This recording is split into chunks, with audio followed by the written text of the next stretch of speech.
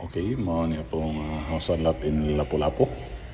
And then two-story duplex house and lot na dako kay siya gatbang. Then mao ni car garage.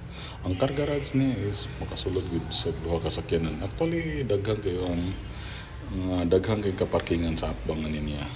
So ta sa tong unit nasa siya access from garage to dining.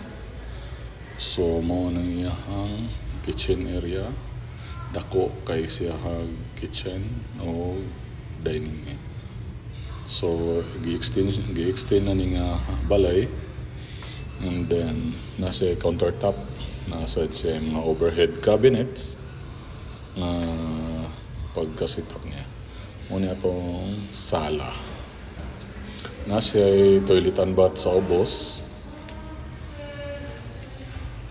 Yung stairs going to second floor. Ang second floor niya is na toilet and bath. Mapo niyang iyahang toilet and bath sa taas. Mo niyang second floor. Pwede siya kabutangan og chandelier.